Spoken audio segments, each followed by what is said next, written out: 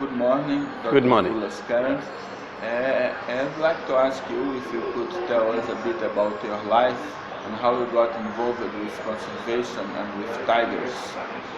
I was born in a small town in southwestern India in the state of Karnataka.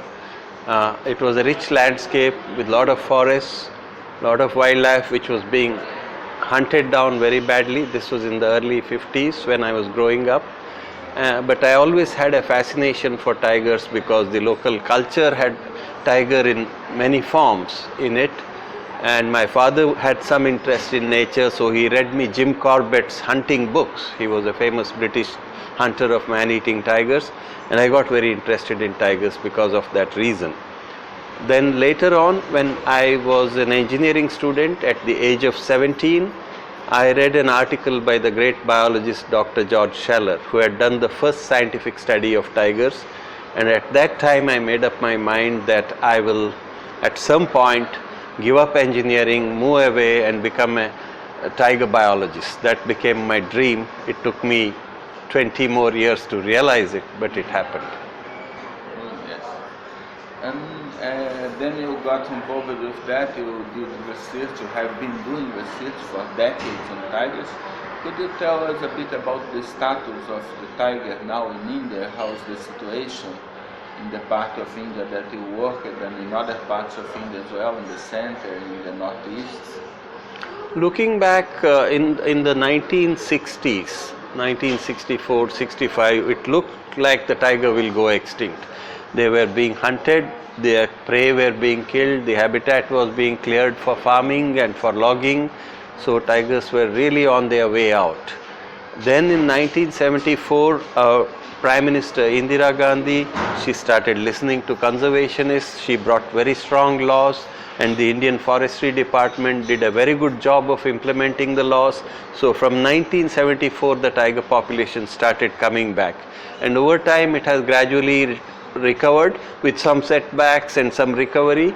And if you look at the present day situation, the largest tiger populations are in southwest India, in the Western Ghat mountains, which is part of my study area, is in that region. Then in central India, in the state of Madhya Pradesh and Maharashtra, there are substantial tiger populations in a few reserves. Then there are isolated but good populations in parks in western India like Ranthambore, Kaziranga in northeast. But over vast parts of India where you see green on the map everywhere, extensive forest in northeast India for example, the hunting is very bad, the hunting of prey is very bad, so the tigers are not doing well there. So it varies and depends on where you look how the tiger is doing. Okay, but in general you would say that the trend for the whole population now is to increase a bit, because the increases in the south more than compensate the losses in the northeast. Could you say that? Yeah, the losses in the northeast happened at the same time as the losses elsewhere. But in southwest, parts of central India and parts of northern India, like what they call the Terai and Kaziranga, the tigers started coming back after the 70s and 80s and 90s, but in the big other areas they didn't come back. So the concentration is very lopsided. 90% of Indian tigers are in reserves. They are not in the general multi-use forests. And well, in the beginning when we started to work with tiger, the estimates of abundance of tiger were very crude, weren't they? And now you were one of the pioneers in using camera trapping together with capture-recapture methods to estimate population sizes of tiger. Could you please tell us a bit about that? Yeah, in 1974 when the tiger recovery started with strong enforcement, the government officials were also asked to count tigers and report on numbers, but they were not scientists, they were not trained to do it scientifically. So they used tracks, censusing tracks and claiming to identify individual tigers using a method called pugmark census. The method did not work at all, and using this method their numbers started going up. And at some point in 2004 it reached nearly 4,500 tigers in India. And right from 1984, when I got trained as a biologist, I started saying this method does not work. It's very faulty, but it took them 20 years and the loss of some major populations before they recognized that it was a bad method. But parallelly, I was very keen to develop from 1990, when the cheap camera traps came along, the first camera traps came, I knew that this was where the future was, so I started deploying them to count tigers in India in 93, 94, and started getting pictures, started being able to identify them. And because of my engineering interest, I also was not afraid of numbers and equations. So I knew this, although I got some pictures, I did not know how many of the tigers I was catching. So the second question had to be, okay, I got 10 tigers, but how many more have I missed? So that is where capture recapture comes in, and I sought out a collaboration with Jim Nichols, who is one of the really pioneers in capture recapture analysis and methods. So we started working together right from 1990s and developed a joint way of working with camera trap data and capture recapture. And since then, for last 30 years, I have studied a very large tiger population continuously using this method till the end of last year. And you use the different patterns of markings of each tiger individual as a kind of a natural mark, let's say. Yeah, instead of catching a tiger and putting numbers written on it, we use the natural stripes to recognize individuals. Then from how often they turn up in each sample, the known individuals, you are able to estimate what proportion you have caught in your sampling. So that allows you to say, if I got 50 animals, but also the capture recapture says I got only 25% of the animals, which means there are 200 animals there. That's the power of the method. It accounts for the missing animals. Excellent.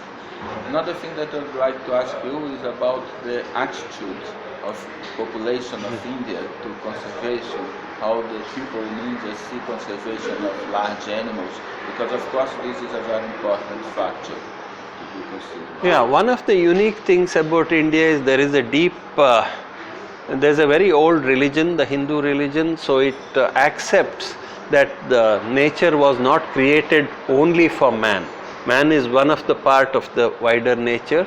So at a very fundamental psychological level, people accept that other animals have a right to live. But of course they hunt, they kill animals when they have problems. So, but this social attitude allows us to do modern conservation little more easily in other places where people feel it's all theirs, animals have no right to exist. So that's the starting point.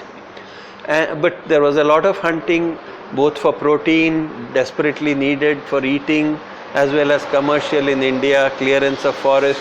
But when the strong laws came in 74, they came because of the first early educated middle class Indians pleading for conservation. Now, because of the success of conservation, because of the media, because of the curiosity people have for wildlife, the public support for conservation in general and for tigers is very high, particularly in urban areas, and it is now spreading to rural areas also, because rural people are also becoming richer and their need for protein is coming from farmed animals rather than wild animals. So hunting has come down, there is more tolerance. So generally I see it as a very positive change in attitudes, although individuals suffering depredation react very violently. And I was wondering about the problem of traffic, because besides the internal problems of India, of course, there is an international market for parts of animals, including tigers. And how do you think is the problem with international traffic with the tiger in India now? How intense is this pressure of the traffic? No, the trafficking emerged as a big threat, but one fundamental difference is the Indian law is very strong. All wildlife is government property, even if it is on your land, and all hunting is illegal. There is no legal hunting in India, so it makes enforcement much more easy. There is no grey area where a poacher can say, I was out there to kill deer, but I killed a tiger. You don't have any room for wiggle room for dodging the law. Secondly, there is a strong enforcement on the ground, and after the threat has come, the government has pumped a lot of money into increasing protection. So those are good things.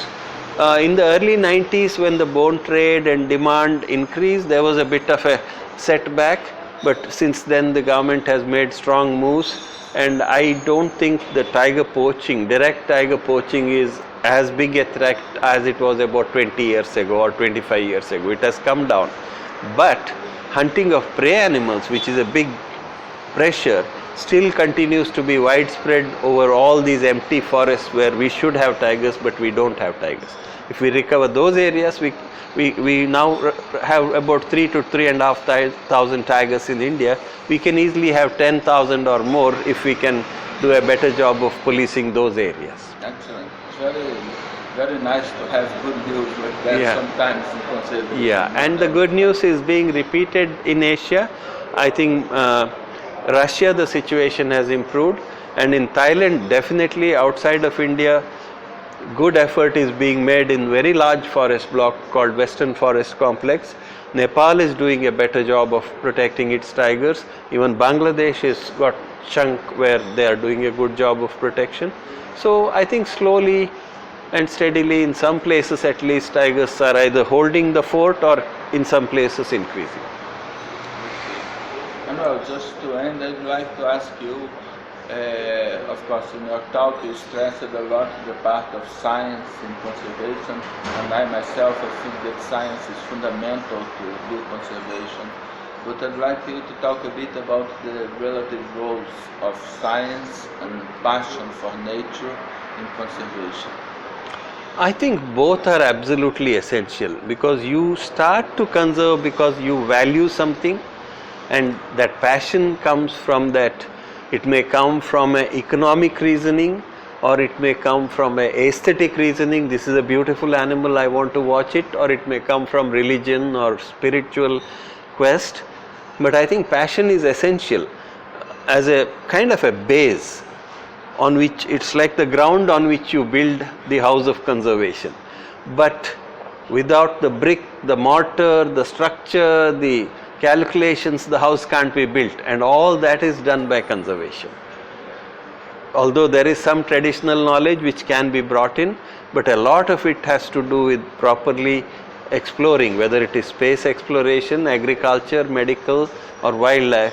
Science has to be foundational to conservation. Otherwise we do wrong things and we go off. We may do it the best intention, but you'll end up in the wrong place if you don't have science. Yeah. It is like going in a forest without a compass. You may be thinking you are going north, but you will be going south. So science is the compass that takes us to the goal of conservation. Okay, I fully agree with you. Yeah. Thank you very much. Thank you. It was a big pleasure to talk thank with you. you. Thanks a lot.